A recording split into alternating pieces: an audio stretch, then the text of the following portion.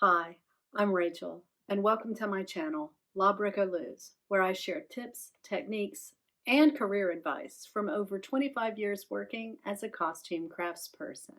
From the film crew strike threat in 2001 that would have shut down Hollywood, to exposés accusing companies like Starbucks and Amazon of undermining worker organization, labor unions have been getting a lot of visibility lately. Simultaneously, the outcry in the theater industry for fair wages, pay transparency, and humane working conditions make many non-union backstage workers eager to learn more about organized labor.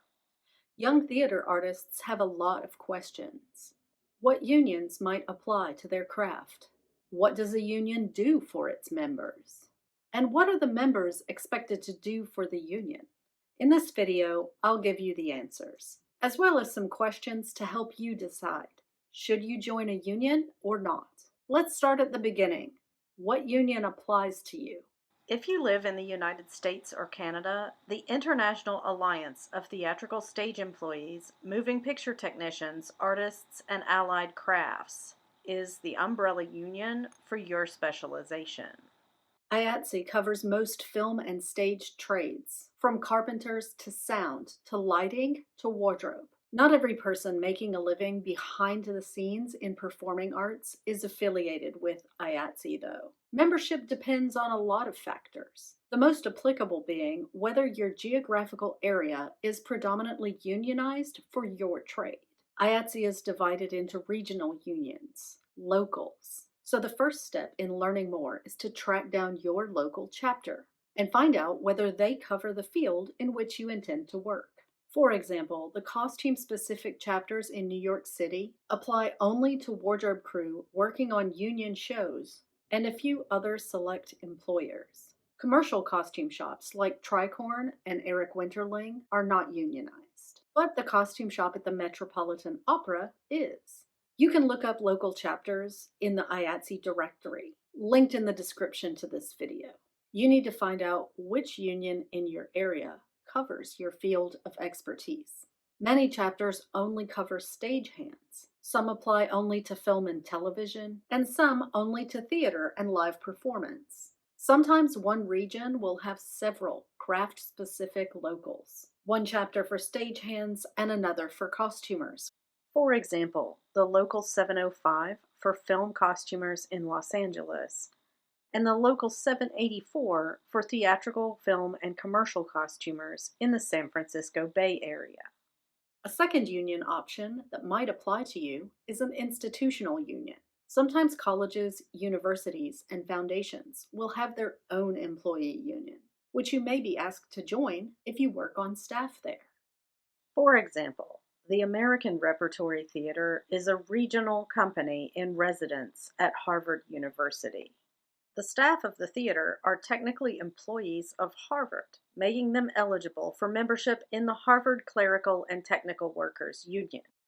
Now that we've looked at what your union options are, you may wonder, what are the benefits to joining a union? IATSE membership typically includes health insurance, an annuity plan, a guaranteed pay scale with overtime, an 8 or more hour turnaround between your end of day and next day call, scholarship opportunities for your children, and more.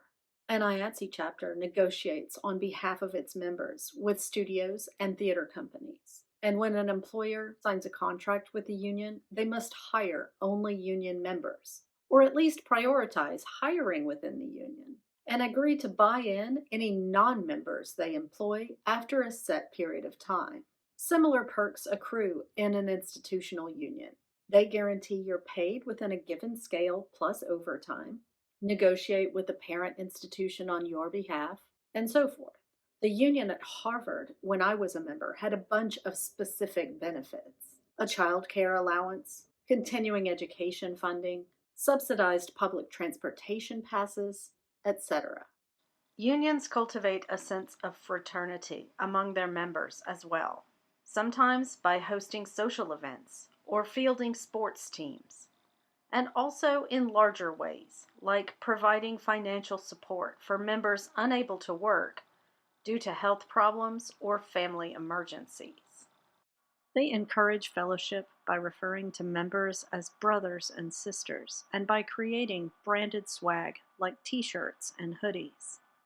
In this way, they can sometimes play a role in the lives of their members, similar to church groups or social clubs, providing a community and support network in an otherwise large, anonymous metropolitan area. What does the union expect from you? The main thing? Money. Most IATSE locals charge one-time application and initiation fees and require payment of quarterly dues.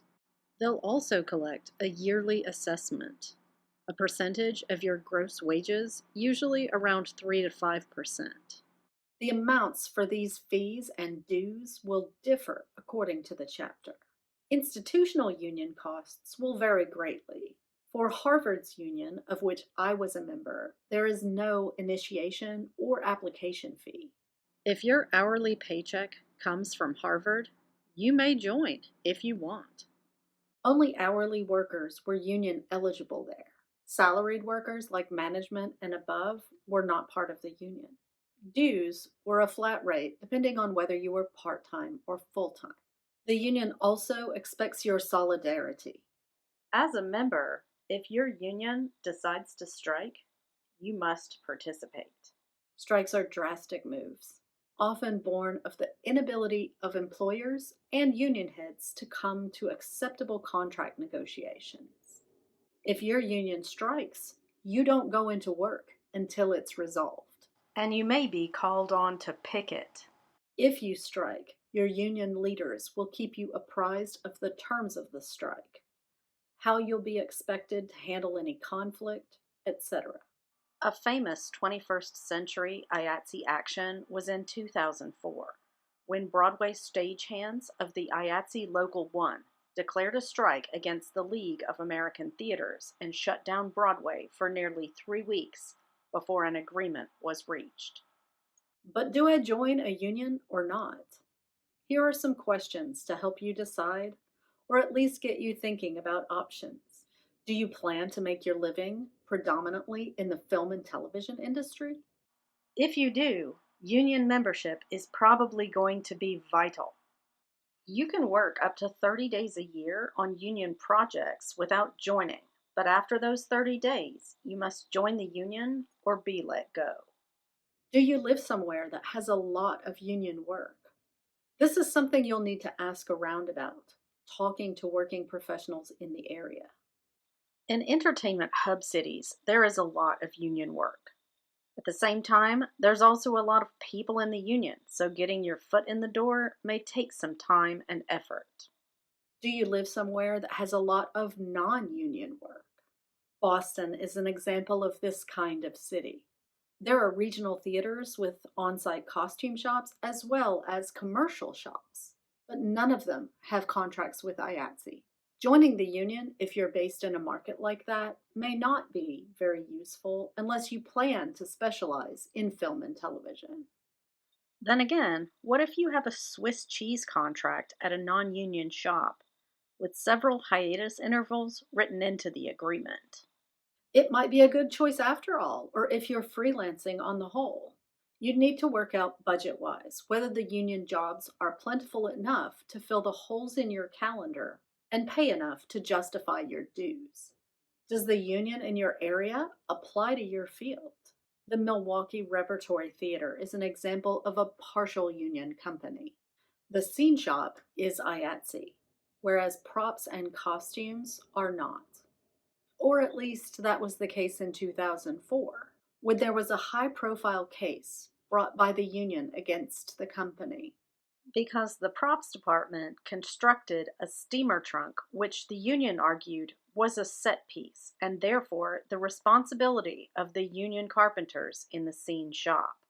I hope this has helped you understand union options for backstage professionals in the entertainment industry. Check out my other videos on educational and professional development topics in the performing arts in this playlist.